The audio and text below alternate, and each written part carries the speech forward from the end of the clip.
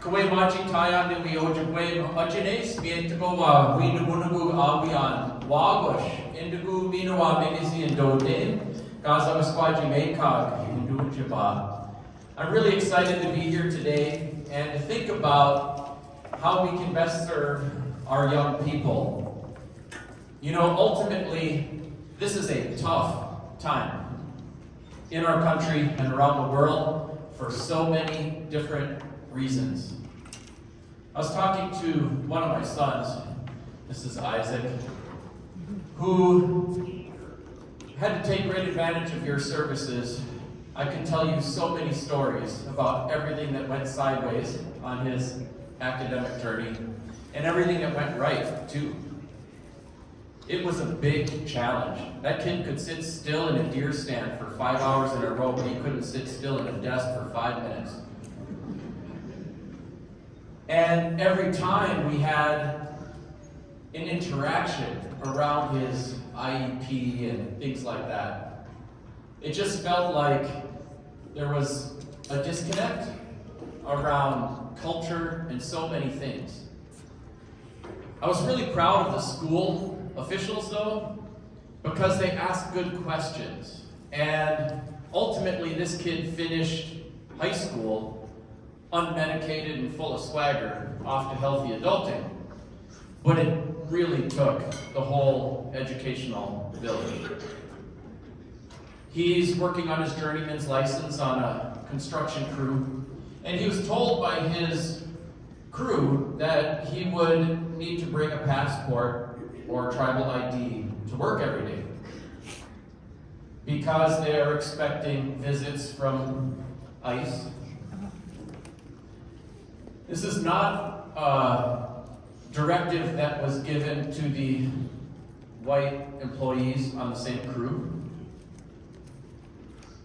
And so regardless of one's politics, just being brown, stuff is beyond just if someone is documented or undocumented. Just being brown in America is enough where you have to worry about what's going to happen and how to be prepared. And it's affecting things. You won't be able to read this because it's such tiny print, but this was a statement that came from the Red Lake Nation.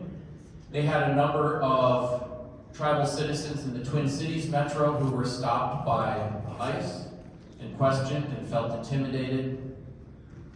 And they are recommending that all tribal citizens carry tribal ID or a passport to make sure that they don't get detained. And this is affecting everybody. The kids who come before you, whether they are documented or undocumented, native, or what have you, a lot of them are worried. Is it safe to go to school? Are my parents going to be safe when I go to school? We haven't been dealing with this quite long enough to have a longitudinal study and be able to tell you what the data says, but the anecdotal information coming from folks like you who are working in the trenches is this is actually affecting student attendance and their feelings of safety, engaging in learning, and so many other things. We're at a time, too, when we have over 10,000 books banned in American schools. 10,000 books, including books like Charlotte's Web, and so many other classics in literature, just to help emerging readers. So there is a politicization of the educational space that is affecting so many things. I think honestly, if you take a long view of history, there has never once been a time in history when the book banners were the good guys. We should not be afraid of any book, even if it's one we disagree with profoundly. In the 1980s, they were telling people, please do read the Communist Manifesto so you can understand your enemy. And I think there's a sense of fragility about ideas. Because you must have to have a pretty fragile sense of the validity of your ideas if you feel the only way for them to thrive is to squish everybody else's ideas. That they won't somehow stand up under scrutiny. We have within, our charter school universe and alternative learning programs a very high representation of minoritized student populations. The kids and their parents need you more than ever before. They need your safe spaces. They need your attentive care to what they need to succeed and thrive in school. And they need to know that you have their back.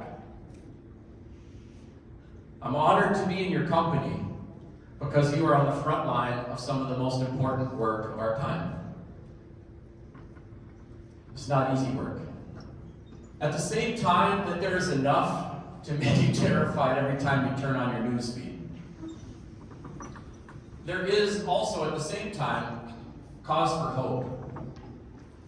I was thinking about this statement by Howard Zinn, who's a well-known author, and he said to be hopeful in bad times is based on the fact that human history is not only of cruelty, but also of compassion, sacrifice, courage, and kindness.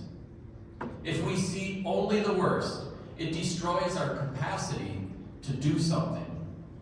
If we remember those times and places where people have behaved magnificently, this gives us the energy to act.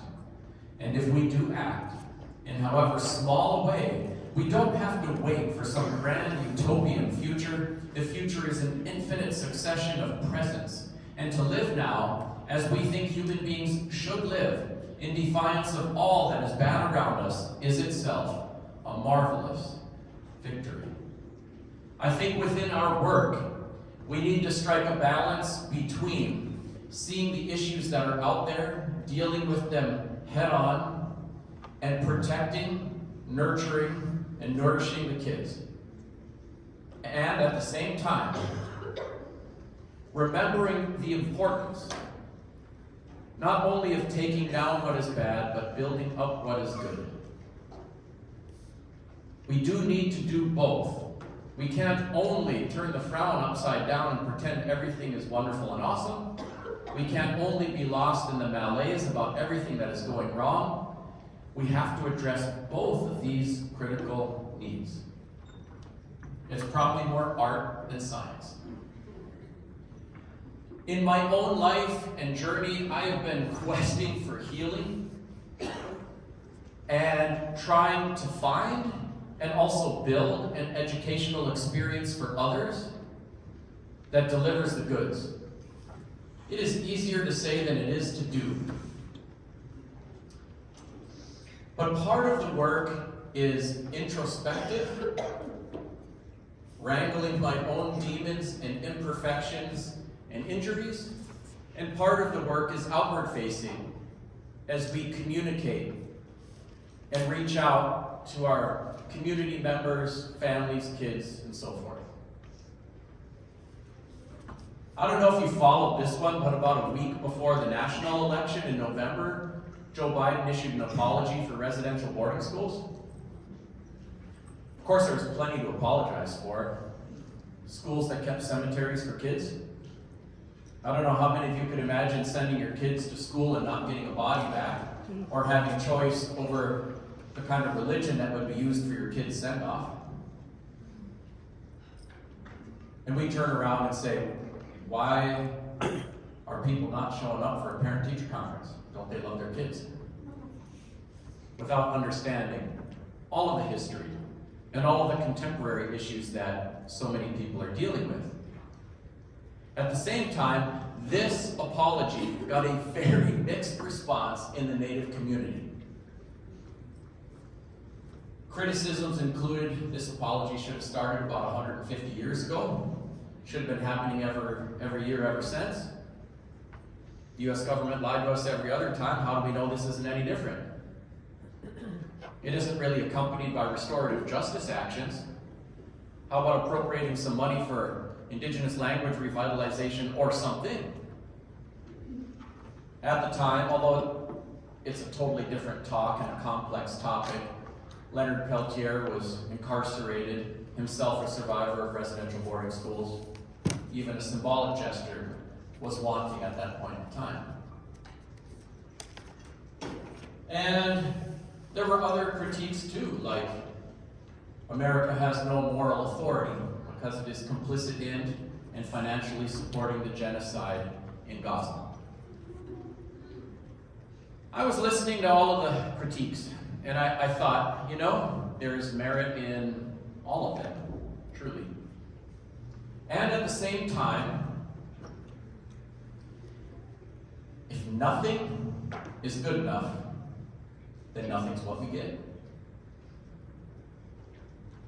That my grandmother, who went to residential boarding school, lived to age 98, waited her whole life to hear somebody speak about this at the presidential level, and I think it might have meant something to her to hear an American president say something. I would never compel anyone to embrace an apology they're not ready to hear, but I would never compel somebody to repudiate one if they are.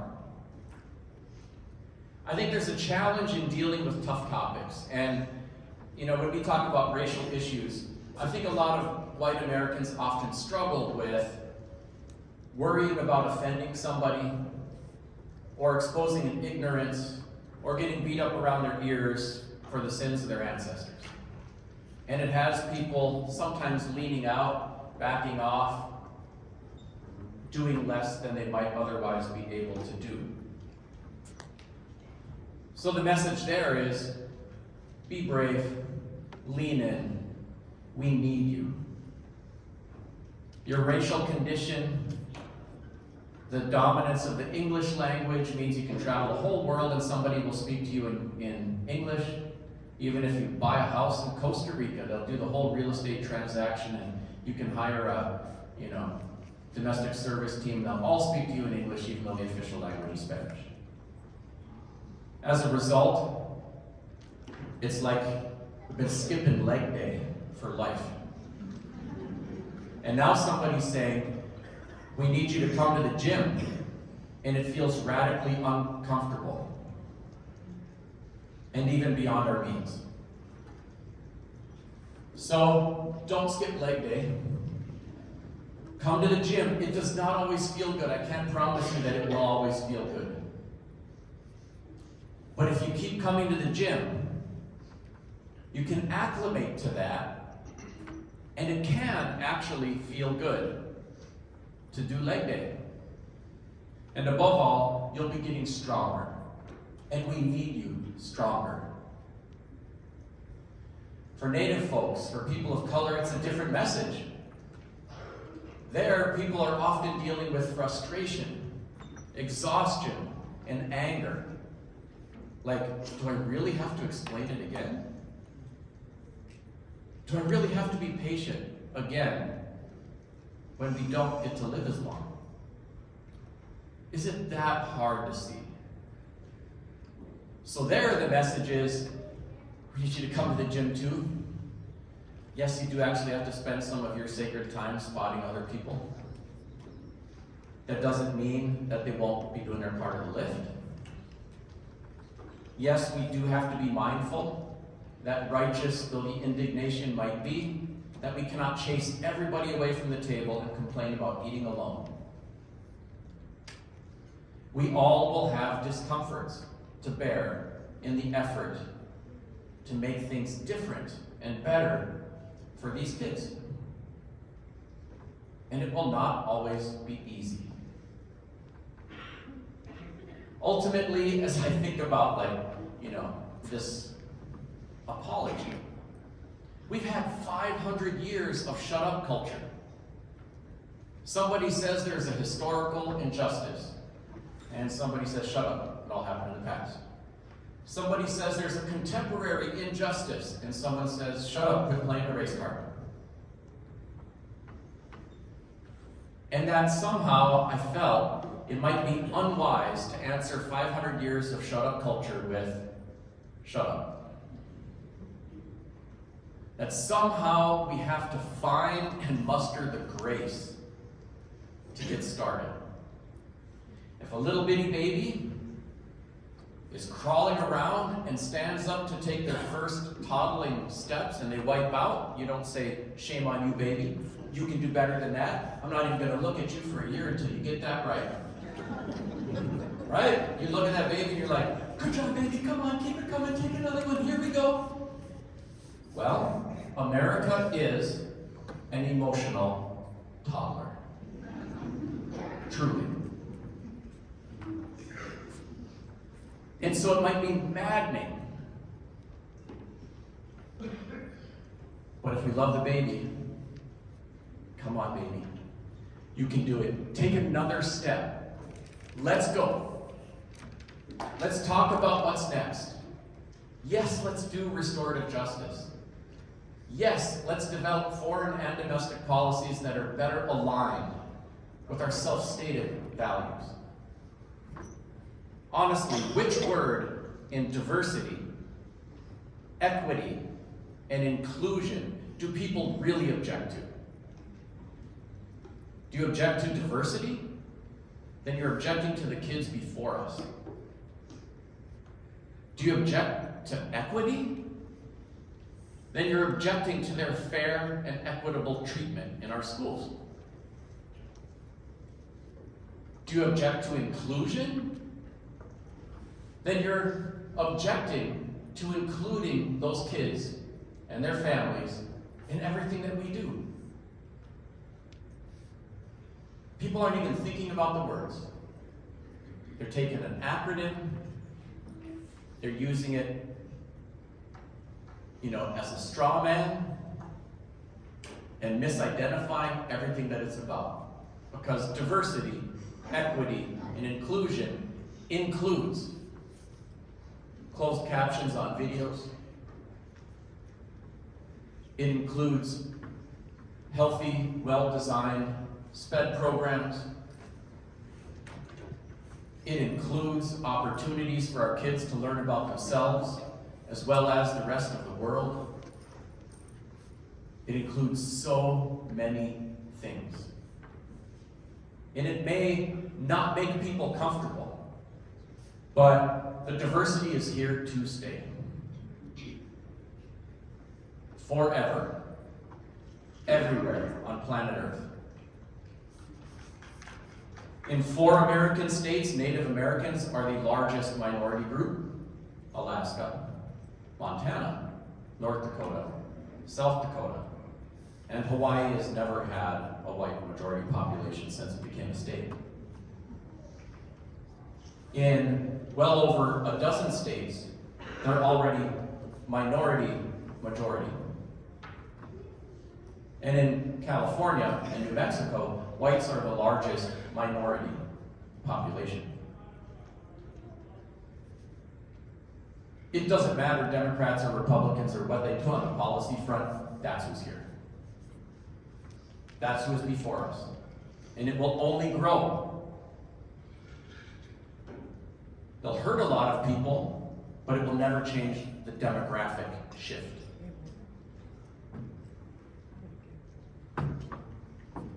Like it or not, the only way through all this stuff is together.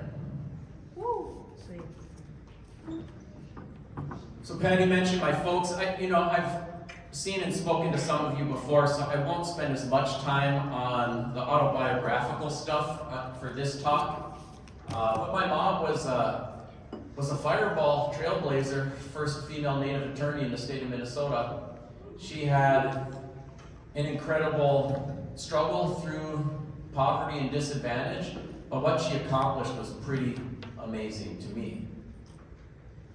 She only met one professional Native person her entire childhood. That was the school nurse. And it left her thinking, maybe I could do that. So she ended up going to nursing school, and then eventually to law school. She'd bring me with her to court. She'd say, sit there, don't say anything. I'd sit there and not say anything. Couldn't remember her court cases, but I remember a few things. She was the only woman in court.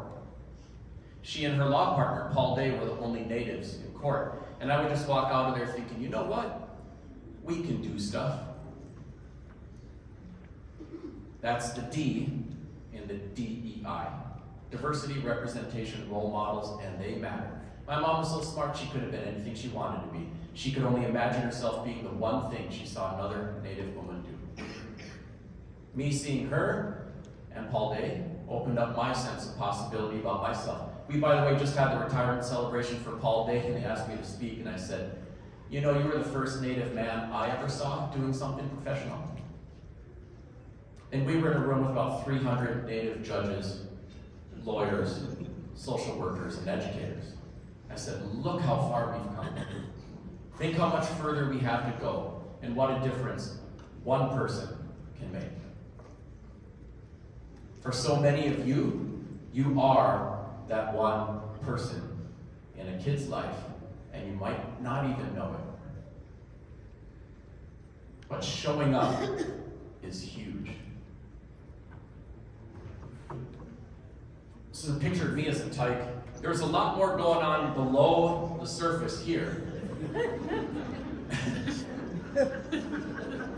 There are many ironies in this picture. I actually educate and speak about, not using Native mascots for sports teams and things like that now.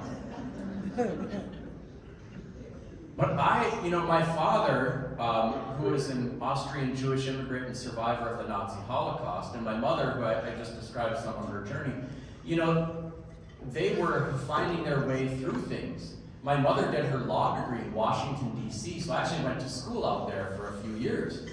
And when I did, I was the only Native kid in my class. Everyone else in my class was either white or black. And it took me a while to figure things out.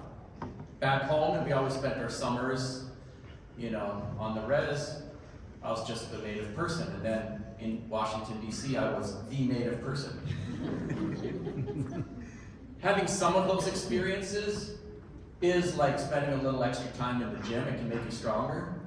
Spending all of your time in those experiences can be overwhelming. And at some point, the code switching becomes assimilation, and you can lose yourself. I used to have very long hair just a few months before this picture. And one day in class, the teacher decided to dress me up like a girl, put some barrettes in my hair, and even a little makeup, and they had a good laugh. That was the teacher. And I came out of school that day. I never told my mom what happened. I never did my whole childhood. I don't know why. I just came home and said, Mom, I want a haircut. And I got one. There I am. Yeah, it's a 70s haircut. And so I had this sense of trepidation going through the door to school, like, what's next? I suffered through first grade. My second grade teacher was black, and that was the only teacher of color I ever had, all the way through my K-12 experience, my college experience, my master's degree, up until my PhD, and then I had my first Indigenous educator, which is probably the most common data you will find on a Native educational experience. Could you imagine white kids going to school in America and never once having an educator from their own racial group in their entire journey? Or never once having an opportunity to learn about how white folk helped make America the wonderful place it is? It's pretty hard to imagine. It's pretty hard to imagine the alternative in the Native experience. Although we are starting to impact that, including with people in this room. By the way, my second grade teacher treated me like a normal human being, and it was such a relief. She was left-handed, so I tried to write lefty, even though I'm right-handed. Third grade, and from then on, always white teachers, and I froze like a deer in the headlights. I was like, here it comes again. For a skinny little Native kid, I put on the best stoic Indian you could imagine. they'd say, look here, it says your name's Anton. What's your name? And they're like, wow. So they started sending me for the assessments. You know, behavior management, you know, learning disabilities. And I just refused to speak through any of them, which kind of makes me wonder about the assessments they were using, you know, in the early 70s.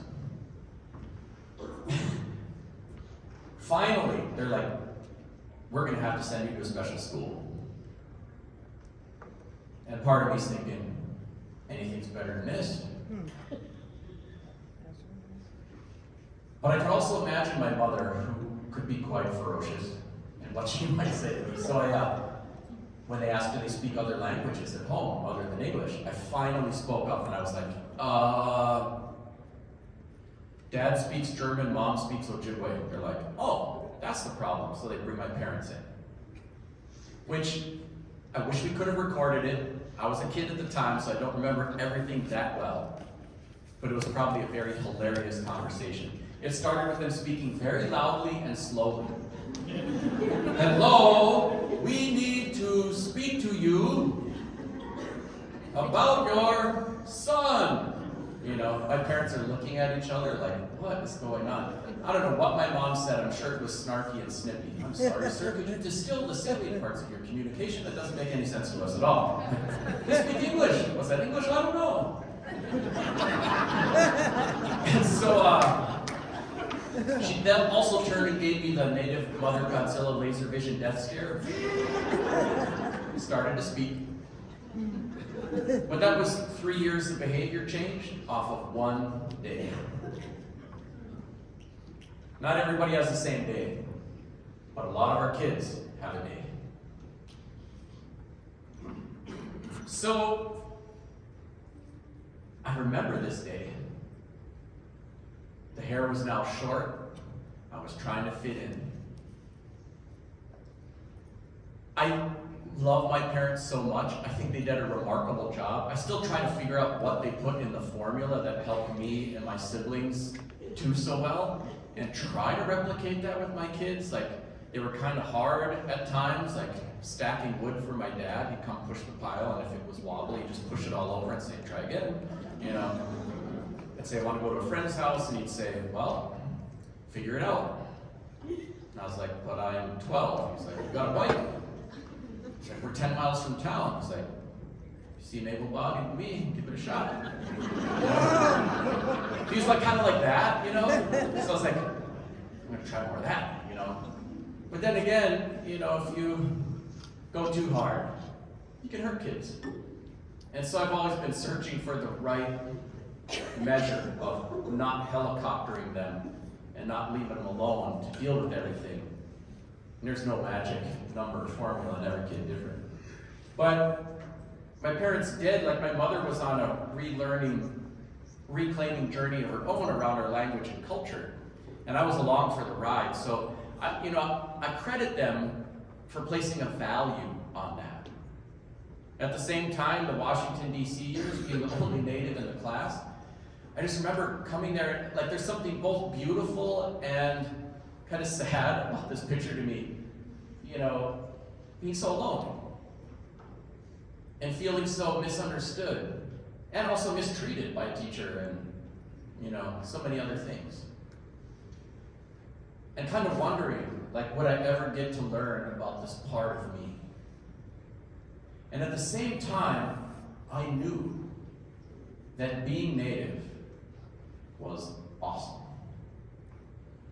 So, with my outfit here, this is the only shirt I could find that had anything native on it. And I was like, I know that's a good thing. So I wasn't very proud of that little shirt. I'm actually wearing a cape. So this bandana was my cape. Because I was like, super native. Because it was that awesome. There was a part of me that knew that it was, even though I couldn't find the affirmations in my school experience.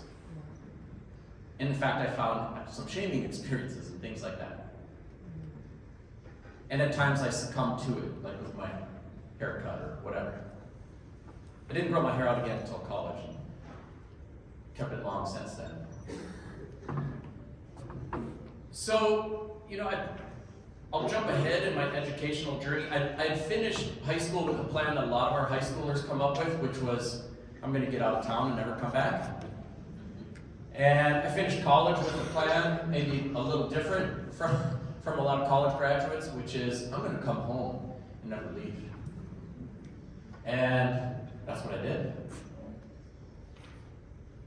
There's Archie Mose. He was born in 1901. He was 12 years old the first time he ever saw a white man. That was a Native experience, but that was an American experience. And when I met him, he was in a modern house watching WWF SmackDown on the TV and laughing really loud. When I had gone to see him, I told my parents, I said, I know I graduated from college and everything, but I'm not going to take a job. And I'm also not going to graduate school. I'm going to hang out with my elders and walk the earth. And they're like, oh, that's beautiful. Good luck paying for that, because we are done.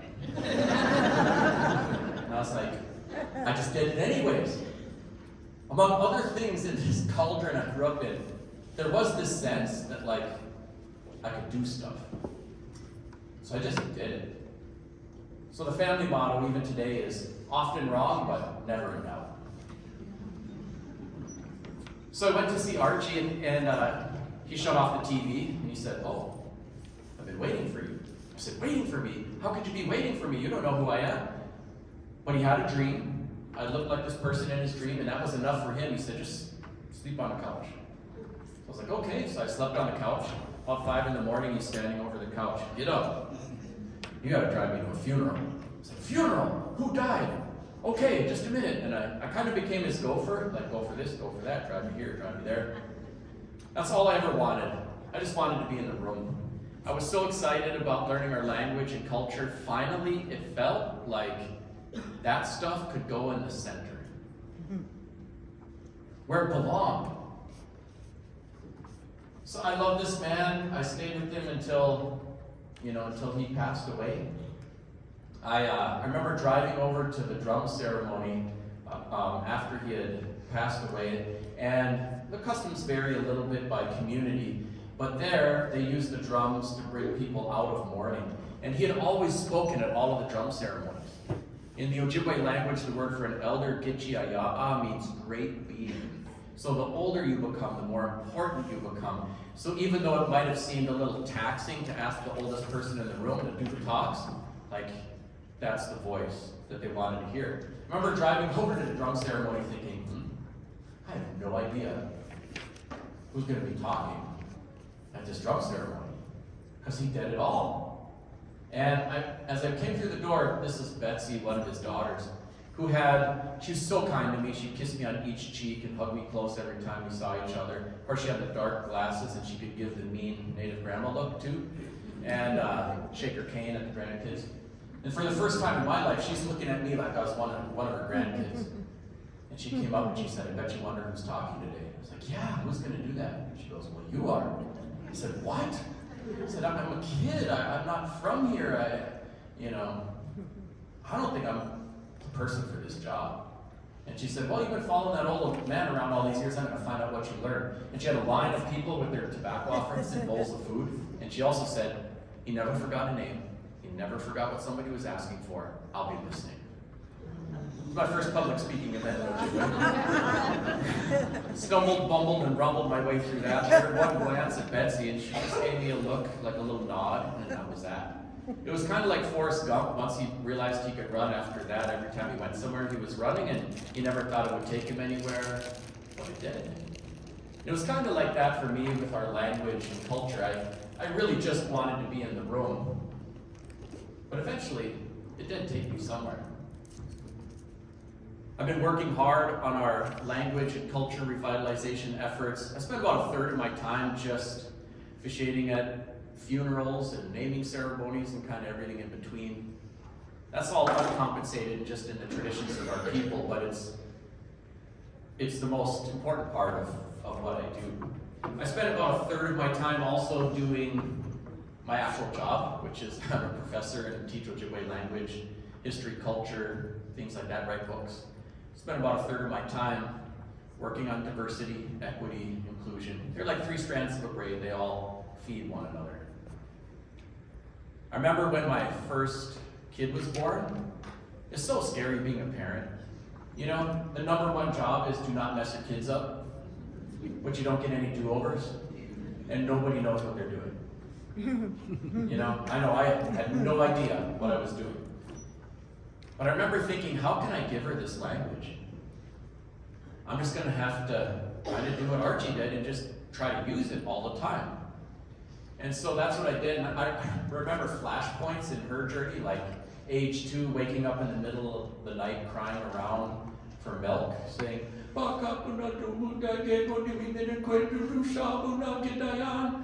I looked at my crying baby and said, yes, it's working,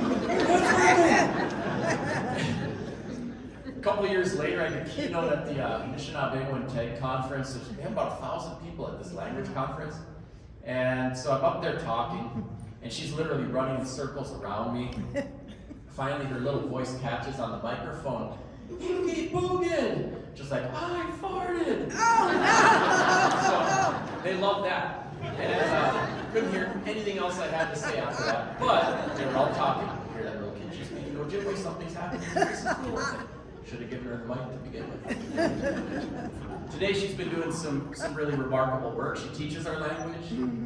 She has been part of a team in MAAP that was working on some of the books, recording, and transcribing elders.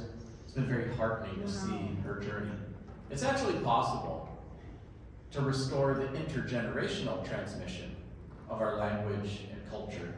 And there are lots of people devoting their lives to such an effort. There's my crew. Yeah, so we have 9 kids. Their partners and stuff are in there too. And we're in the grandbaby business. We got 4 of them. Number 5 on the way this spring. And it's awesome. I didn't have to do anything for that part. I've been looking around at some of the schools and programs. The Hawaiians are such an inspiration to me. A little over 30 years ago, their language was illegal for use in public schools. Today, it's one of the official languages for the whole state of Hawaii. Their flagship Hawaiian medium school, Navahi, has a 100% graduation rate. All of their kids reach the finish line. There's much to say about what they do and how they do it. I'll probably save that for some other talks. But it's worth a look. But the bottom line is, if somebody's figuring stuff out, we need to pay more attention to that. And among the messages, it says that when these kids get to learn about their language, their culture, and who's going to teach their language, but people from their group, and learn from people like them, it delivers the dividends that we are hoping to generate for all of these kids. We have lots of diversity in our schools, so it's hard to replicate exactly what the Hawaiians are doing in every charter school across the country. But we do have the freedom to innovate and to be more responsive to your local community, what it looks like to build up all of these kids and provide them with opportunities to learn about who they are and foster their own positive identity development may look different in different places. But it is within our power to do that, and we need to. All right. I'll maybe briefly share, let's see. I got time to share a couple quick stories that will kind of hopefully illustrate some of the efforts. A lot of times we think about things like, social and emotional learning, talking about culture, diversity, things like that. Sometimes we think about it as a luxury. There's been such an emphasis on Common Core skills, academic English and mathematics, that it pushes out some of the other things we need. There's so many different kinds. I was talking to Steve and Patty a little bit before the session. There's so many different kinds of intelligence. So many different kinds of brilliance. a high percentage of CEOs have ADHD. And it's not just because they can turn on hyper-focus and then be easily distracted. It's also because pushing through certain types of adversity generates tremendous strength. And intelligence is not just being able to sit still at a desk. There are so many kinds of intelligence. Emotional intelligence, different types of academic intelligence, musical intelligence, artistic and creative intelligence, so many kinds. So we often very narrowly define what success looks like or what intelligence looks like. And the kids who don't fit the parameters usually land in front of you. And that doesn't mean that they are less intelligent, but that our systems are really limited and limiting. So we can do something different. I got called to a meeting in Mille Lacs, and this was a couple years before the pandemic. One of my favorite meetings of my life, and I've never really been fond of meetings. But I came down. Mille Lacs is a successful gaming tribe. And by the way, they saved half their money from the first casino. Their endowment actually produces more than casinos. And they built a beautiful ceremonial dance hall and put it in each of their communities. They actually hire spiritual leaders and put them in the clinic next to the medical doctors. There's some pretty cool things happening there. They've created an early childhood nest, and their dreams of creating more and bigger, bolder things there too. At that time, they had identified 25 remaining fluent first speakers of the Ojibwe language. And they were all over 70. And they said, we'd really like to reimagine workforce development. Instead of just training people for entry-level jobs, although we do need people to have access to economic opportunity through entry-level jobs too, we also need people to do curriculum development, to do language work, to do all kinds of things. How can we do that? And I said, you're not going to send all the elders back to college, get them degrees, and come back and run a new program for the next 30 years. We're going to have to do something else. So I said, how about Rosetta Stone, which is a language learning tool, kind of like Babbel or Duolingo.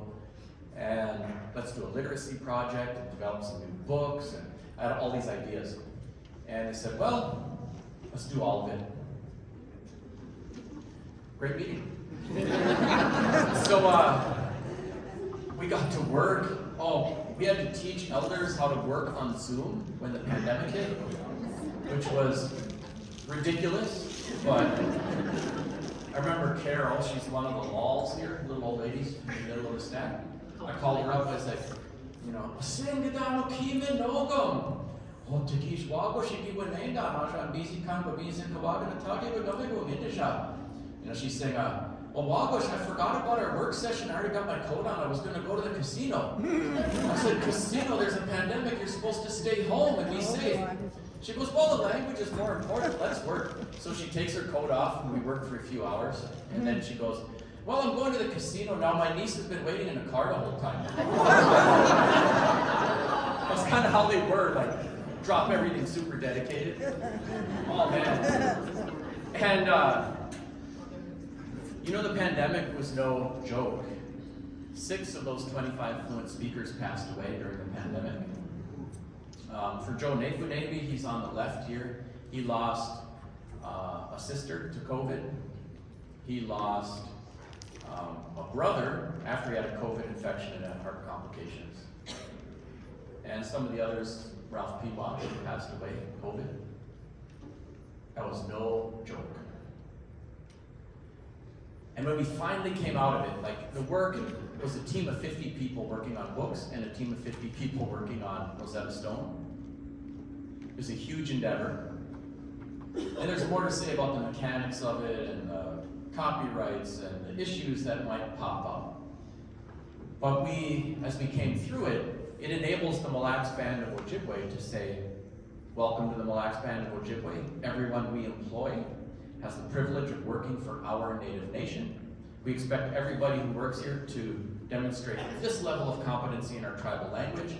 Here's the tool to do it. The assessments are built right in.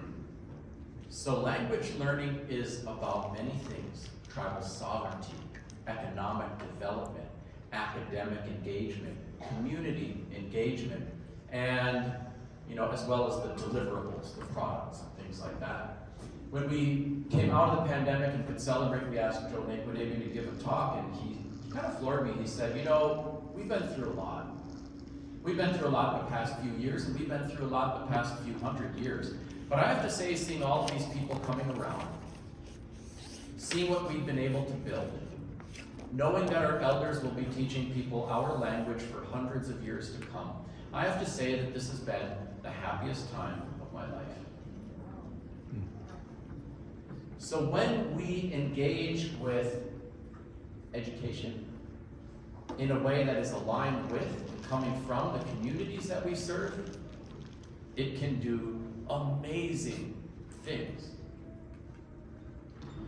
These are just a couple pictures from the process. Here's Brenda. Here's some books. Sin, I got a picture of your Kubi here. Elfrida, yes. When she opened up and looked at the book she authored, she was crying. She was so happy. We've had other big efforts and changes. I am so heartened to see we have a different state flag and seal.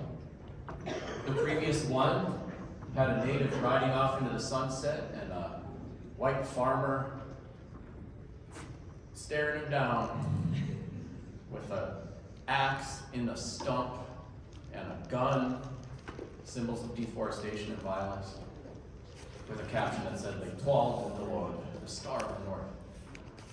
And to see something that speaks to, for the Dakota, most people have a creation story that is not geographically specific, but for the Dakota it is. That the birthplace of their people is at the confluence of the Minnesota and Mississippi rivers, a place they called Bedote. And the ancient custom was that when Dakota women were ready to give birth, they would go onto the islands, like Pike Island, and they would give birth to their baby at the birthplace of their people. It's a very sacred place. Of course, that's where they built Fort Snelling and the Twin Cities Airport. There's a lot to unpack on the history lessons, but to center this, to talk about the Dakota narrative, Minnesota, Makoche, and every kid in America, every kid in Minnesota has to learn about our state flag and seal, and it provides an opportunity to give them an educational experience different from the one that I have, that sees themselves within the educational narrative. It's so hard getting all of the people that you are working with, all of the things that they need, but there has been an effort underway. And what I will do, I'm going to point you to, I've got cards on the table up here. So I've got lists of Indigenous authored books. That's all free, just sitting there on our website. Easy to pick through. Some of you may be familiar with the Understand Native Minnesota effort that Shakopee funded. They had mini grants for educators and compiled, kind of went through the educational standards. We had a huge sweeping change to educational standards in Minnesota. That includes asking science teachers to speak to Indigenous bodies of knowledge and ways of knowing. And the science teachers are trained in the scientific method. So that's scaring people. And there are many pieces of guidance to that. I'm happy to speak to folks on the side and point you to these things. I'd say that the guide that they have, they combed through the resources and pulled out the Native-specific threads. And they're noted by benchmark learning outcome and grade level. It's richest on the ELA side of the standards, but they do have, start with these resources. So it's not comprehensive, but the problem used to be how do I find a needle in a haystack? And now the problem's like which needle in the stack of needles should I actually pay attention to? And so this one points you to some starting places. So it's definitely worth a look, 40-page map of the standards. This one comes through the standards and said, taking a kid from 5 years old to 18, these are the essential understandings we are trying to develop. If you got an education like me, you got a sugar-coated version of Chris Columbus and the first Thanksgiving. So if we need to play catch-up, here's a way to get a 20,000-foot view of that, and so we can make best use of the standards. I know it can be frustrating trying to hit the moving target that they are, but the new designs and work that's been done can help us be more effective at preparing not just Native kids to know about themselves a little better, but all of our students to know about the diverse world that they'll actually live in. There's the Rosetta Stone, that's all linked up there too. There's stuff in surprising places like the Minnesota Conservation Volunteer, which actually develops middle school curriculum stuff. We did a piece on Ojibwe Lifeways. It's all tagged to middle school educational standards, lesson plans, everything ready to go. There's another one somebody did for them on George Bonga. It was really interesting. He said, I am the first white man and the first black man west of the Mississippi. Which is a very interesting statement. He married a Native woman. The Bonga family is a big family up at Beach Lake yet today. And it's an interesting look at a multiracial experience in the 1800s in Minnesota. Again, tagged to education standards at the middle school level. About 16 lesson plans developed through the Why Treaties Matter exhibit. So it's not just a traveling, poster board exhibit, but there's curricular materials to help people speak to these topics. We've got lesson plans and so forth developed for some of my books. These are all freely available to you off the website. So Where Wolves Don't Die is a young adult novel and a look at Ojibwe culture kind of wrapped up in both a thriller and a tender coming-of-age story. We did several of them for the Everything You Wanted to Know About Indians But Were Afraid to Ask as a young reader edition, so there were several of those, because we're asking social studies folks to speak not just to natives as another diverse group in Minnesota, but what's a native nation and how does it work? What is tribal sovereignty? So there are different questions that we're trying to answer, so those may be helpful to you as well. I've been searching for healing as an individual, and ways that we can think about this in our own educational experience. America's a complex place. Our politics are extremely divided right now. It's tapping on other fault lines in our society, obviously, gender, sexual orientation, race, among others. And it makes it so difficult to get anything done. The anger alone is quite immobilizing. And healing is a complex effort. I've been working at it. Alden Nolan, he's a Canadian poet, had some great words to share. And he's like, when a child realizes that the adults in his life are imperfect, he becomes an adolescent. When he forgives them, he becomes an adult. And when he learns to forgive himself, he becomes wise. And I've reflected on that in my own life. It makes so much sense. Yeah. Honestly, I was pretty late growing up emotionally, I think. Like even the forgiving the parents thing, took me a little while. Yeah. And forgiving myself thing, I'm still working on it, honestly. It doesn't come as easy as you might think. And forgiveness doesn't mean saying something that happened is okay. It just says that this happened. And we will accept and let go of some of the pain and triggers so that we're a little lighter. It doesn't mean we diminish our sense of justice or something like that. So, my father had a terrible trauma experience surviving the Nazi Holocaust. Watched his mother scrub the streets at gunpoint, chased around by Hitler Youth trying to kill him. His father captured and tortured, 300 family members killed in the camps. Barely got out of there at age 13, made it to America at age 14 to start a new life. Of course, eventually he made his way to Minnesota, met my mom, and here I am. But He never went back until 1986, and I went with him on his first trip back to Europe since the Holocaust. He spoke beautiful German his whole life. And when he got off the plane in the German-speaking world, he had a total meltdown, panic attack, crying, jagged, like freaking out. I was like 16. I had no idea what to say or do. And Austria did not get bombed to smithereens quite as much as some of the other European countries, so there was a lot of it left. And he showed us the Volksschule where he went to school, his dad's stationery store, the apartment where he lived, the family's vacation property. All properties confiscated and given to Aryans who were still living in them when we went there. And we also went to concentration camps and all kinds of things. He was a bit of an emotional wreck the whole time.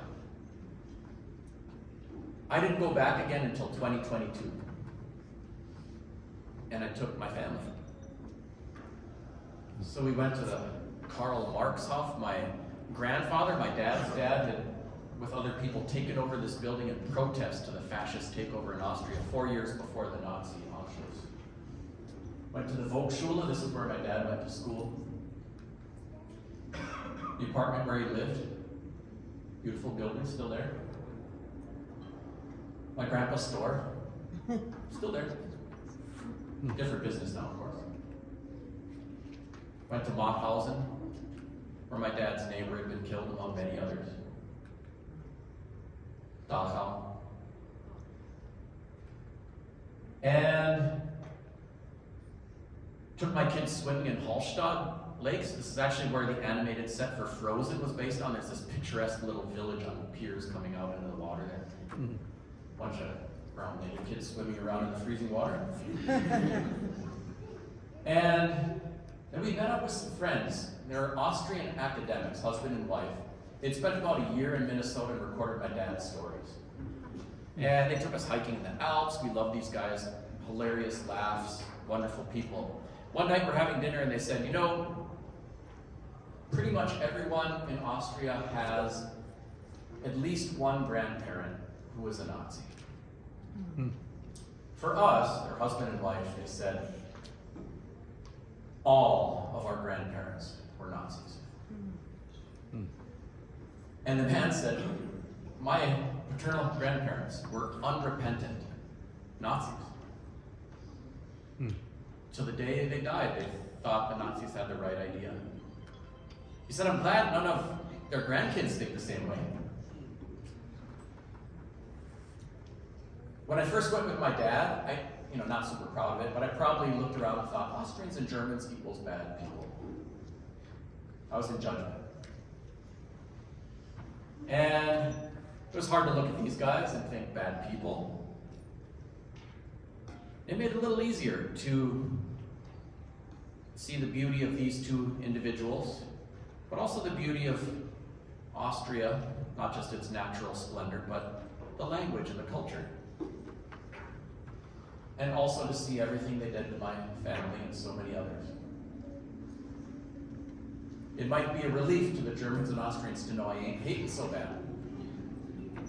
But the biggest relief was to me not to carry quite so much anger or be quite as easily triggered. Stuff still pops up. Caught myself in Germany riding the subway looking at a blonde-haired, blue-eyed kid, 15 years old. I was like, oh man, I know his grandparents are trying to kill my family. And I was like, wait a minute. It's a 15-year-old kid, chill out. It's okay, But those, obtrusive thoughts would still show up. So I still have things to wrangle. But it became easier to wrangle them. It's helpful for me as I think about America. America saved my dad. It tried to kill my mom.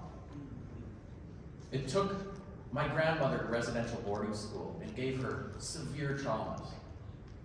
It subjected my mother to incredible, unwarranted poverty and mistreatment. So many stories. I could look at America's foundational promise, and it's a little easier to see what's beautiful about it, at the same time that I can see our failure to deliver it, and all the injury that it has and continues to cause. I can look at my neighbors of all backgrounds and see the best in them and everything that's wrong. And it helps me heal. And the more healed I become, the easier it is to move into action and to move into collective action. My wife's family are a bunch of, Swedish, Minnesota farm families who received free land as homesteaders after it was taken from my family. I'm not hating my wife. But I see the complexity and the irony and the unfairness and the beauty all mixed together. Ultimately, America's all of those things. And we can make it different, and we can make it better. I take my family out, we harvest maple sap and cook it down into syrup and sugar. The placentas for my children are buried at maple trees throughout this entire forest. Because it's a tree of life. That's our custom. So seeing the kids making offerings at the trees of life where their placentas are buried throughout the forest, I feel very connected to the forest and to my kids. My parents, when they were alive, would come, both of them, and grandkids out there now. And it's pretty darn beautiful. For the kids before us, like if white people come to our communities, they don't have to sacrifice their whiteness to engage with us, right? Native people shouldn't have to sacrifice their indigeneity to engage with the world. We don't have to code switch to make it out there, right? We can be exactly who we are and exactly who the Creator wanted us to be and thrive. I think about this kid. It's taken me a while to think about all of the things, to work on the self-forgiveness part, as well as the forgiving of others. And I got to hold him close and love him dearly. And I admire him for knowing that being Anishinaabe was something beautiful, even if he didn't know quite how to express it yet. We can deliver that for all of our kids, of all backgrounds. That's the work. I believe in this work, and I believe in you to do it. Thank you so much for your kind time and attention.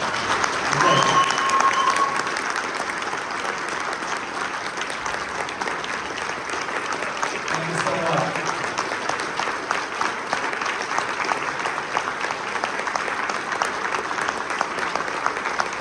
Thank you.